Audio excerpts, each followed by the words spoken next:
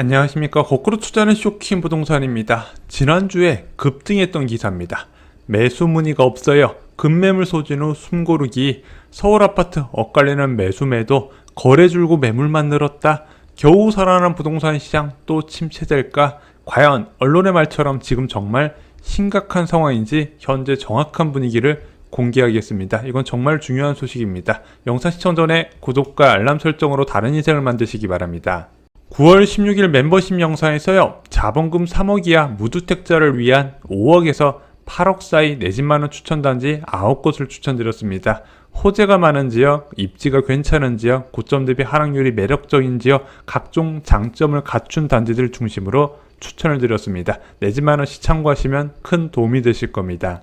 자, 수도권 부동산 시장 분위기가 달라졌다는 근거는 세 가지가 있었죠. 첫 번째, 아파트 매물수가 역대급으로 늘어나고 있더라. 또 다른 내용은 서울 아파트값 매수 관망세의 2주 연속 오름폭 축소. 한국부동산은 통계에서 매매 수급지수나 주간 가격 상승률 모두 다 2주 연속 둔화되는 흐름이 나타났다는 겁니다. 마지막으로 거래량 둔화였죠. 6월달에 3,800건에서 7월달에 3,595건으로 감소하면서 통계 변화, 거래량 감소, 그리고 매물 증가가 나타났다는 게 수도권 부동산 시장 변화의 근거였습니다. 또한 이런 상황에서 정부의 대출 규제가 추가가 됐죠. 그래서 50년 주택담보대출 한도가 40년으로 줄어들었고요. 특례보금자리론이 판매가 중단이 됐습니다. 일반용 같은 경우 6억에서 9억 사이 적용되던 것. 마지막으로 정부 압박에 그동안 낮은 시장금리를 제공했었던 인터넷 은행이 금리를 올리게 됐습니다. 그래서 부동산 시장 자금줄 3개를 동시에 차단하게 됐죠. 그래서 7월부터 반전된 분위기에 더욱더 힘을 실어주는 거 아니냐, 이런 전망이 확산되고 있습니다. 자, 일단 미래는 알 수 없지만요, 제일 중요한 건 현재 상황이라고 생각합니다. 현재 상황부터 제대로 인식될 필요가 있죠. 언론 보도대로 정말 분위기가 달라졌는지, 진짜 거래 줄고 매물만 늘고 있는 상황인지 이거부터 체크를 해보자는 겁니다. 개인적으로 구독자분들께 말씀드리고 싶은 것은, 언론을 보면서 시장 판단하면 항상 늦는다는 겁니다. 뉴스는 지표나 통계를 근거로 기사가 만들어지는데, 과거 데이터를 근거로 현재 일어나는 것처럼 보도하는 경우도 많고요. 약간의 변화를 과장하게 해석하는 경우도 굉장히 많이 있습니다. 이게 데이터라는 게 추세를 봐야 되는데, 한 일주 또는 한 달의 변화로 완전 시장이 바뀐 것처럼 과장해서 보도하는 경우가 굉장히 많이 있다는 거죠. 자, 9월 현재 어떤 일이 일어나고 있을까요?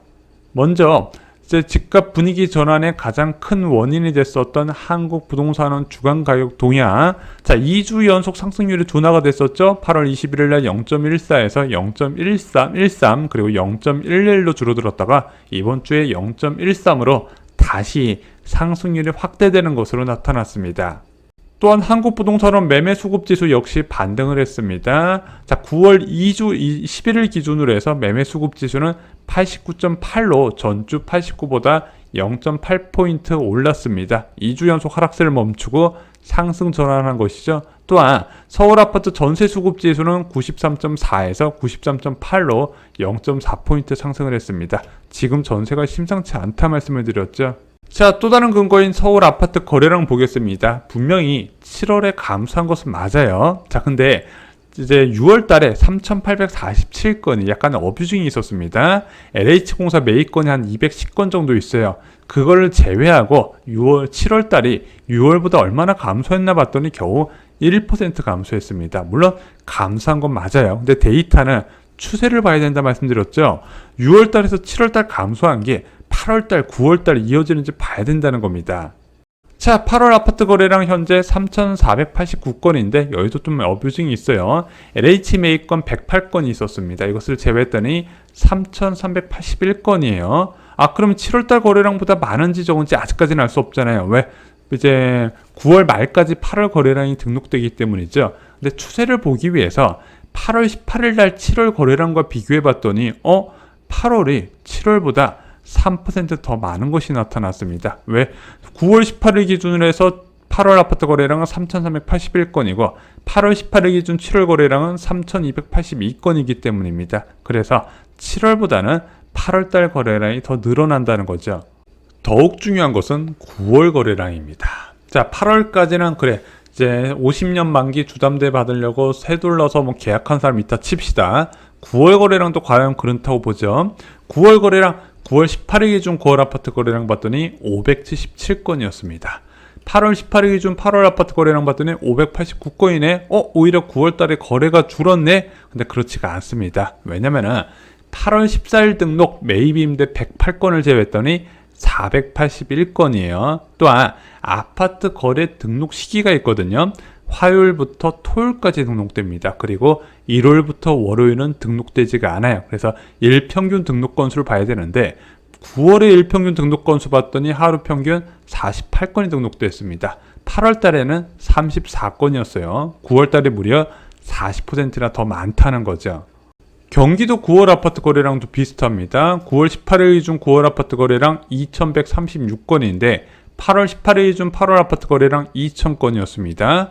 9월 일평균 등록 건수는 178건, 8월 일평균 등록 건수는 142건, 9월 아파트 거래량이 8월보다 25% 증가한 추세가 보여지고 있습니다. 마지막으로 아파트 매물수 보겠습니다. 자, 서울 아파트 매물수 쌓이는데 거래량은 줄어든다. 지난 영상에서 매매 증가, 전세 감소 요인을 말씀을 드렸어요. 저희 이제 팔려고 내놨던 사람들이 그동안 팔리지 않으니까 전세를 내놨다가 지금은 다시 팔 수 있어서 내놓는다. 그래서 전세가 감소, 매매가 증가하는 요인인데 이 매매가 증가하는 건 뭐 팩트니까 따로 말씀은 안 드리겠지만 이 매매가 증가할 때 거래량이 줄어들면 문제가 심각해지는데 거래량이 줄지 않고 있다 말씀드렸죠. 그리고 오늘은 다른 근거를 하나 더 추가해서 말씀을 드리겠습니다. 거래량 볼 때 정말로 필요한 내용입니다. 요즘 회원들한테 많이 듣는 이야기가 있습니다. 멤버십 회원분들이 급매를 찾아서 내 집 마련 알아보시는데 급매가 보여서 전화해보면 대부분 허위 매물이더라고요. 많아도 너무 많다. 허위 매물이 정말로 많다는 이야기 저도 많이 접하고 있습니다. 아실 매물 통계에 영향을 주는 요인, 저는 허위 매물과 허위 매물 단속이라고 생각합니다. 자, 2020년 8월 21일부터 허위 매물 철퇴, 과태료 부과가 시작됐죠. 그랬더니 어떻게 됐다? 허위 매물, 이제 전체적인 매물수가 뚝 떨어지게 됩니다. 그렇게 뚝 떨어졌다가 다시 V자로 반등하는 모습이 나타나요. 자, 그래서 전체적인 아실의 매물을 보면은 이렇게 허위 매물 관련 단속이나 정부의 규제가 가해졌을 때 크게 줄어들었다가 다시 늘어나는 모습을 보입니다. 자, 2022년 4월 허위 매물 과태료 부과가 시작이 됐어요. 자, 그러면서 그 시기에는요, 매물수 자체가 크게 늘어나지 않다가 단속이 잠잠해지면서 매물이 급증하는 모습을 보이게 됩니다. 그래서 그때 당시 언론 보도가 어떻게 나왔다? 집중 단속한다지만 늘어나는 허위 매물, 2022년에 실제 거래가 안 돼서 매물이 늘어난 것도 있지만 이런 식의 허위 매물도 적지 않았다는 거죠. 자, 올해도 국토부가 허위 매물 단속을 시작했습니다. 윤석열 대통령의 지시사항으로 경찰청과 함께 주택 관련 미끼용 가짜 매물 광고행 특별 단속에 들어가요. 그래서 3월 2일부터 5월 31일까지 진행됐죠. 그 시기에 경기도 아파트 매물 보면은 정말로 늘어나지 않고 일정한 모습을 보이고 있습니다. 하지만 그 단속 기간이 끝나자마자 쭉 늘어나는 거 보이시죠?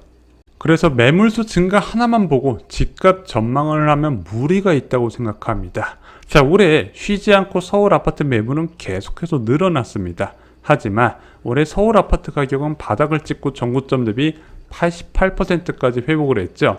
쉴 수 없이 늘어난 아파트 매물과 다르게 부동산 시장은 다른 움직임을 보였다는 겁니다. 자, 지금 서울 아파트 역대급으로 많은 매물수가 등록됐다는 기사 보셨을 겁니다. 여러분들이 직접 부동산 가셨을 때 그렇게 늘어난 매물이 체감이 되시는지 한번 확인해 보시기 바랍니다. 전혀 다른 느낌을 받으실 거란 거죠. 단순하게 매물수가 증가한 것도 있겠지만요, 이런 허위 매물 증가도 꼭 같이 체크를 하시기 바랍니다.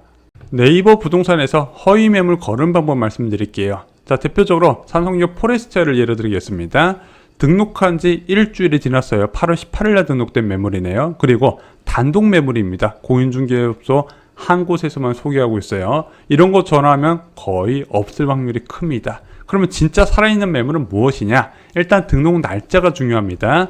일주일 이내에 등록되어야 되고요. 중복 등록이 많아야 돼요. 여기 중개사 11곳이 붙었다고 보이시죠? 이런 것이 진짜 살아있는 매물입니다. 그래서 여러분들이 실제 급매를 보고 전화를 하잖아요. 최저가를 중심으로 해서 검색해봐서 전화해보면 대부분 없는 매물의 확률이 크다는 거 다시 한번 팁 말씀을 드립니다. 자, 언론 이야기와 다르게 현재 9월 부동산 시장은 좀 다르게 움직이고 있다는 거 말씀드렸습니다. 거래량이 9월 들어서 오히려 더 늘어나고 있고 상승폭도 줄지 않고 계속 늘어나는 추세입니다. 자, 매물수 증가와 부동산 하락을 연관시켜서 말씀하는 분이 많이 계시지만 이 매물수 증가가 단순히 물리적인 매물뿐만 아니라 허위 매물 가능성도 있다는 거 꼭 체크를 하셨으면 좋겠습니다. 이상으로 영상 마치겠습니다. 좋아요, 구독, 공유 꼭 부탁드립니다. 감사합니다.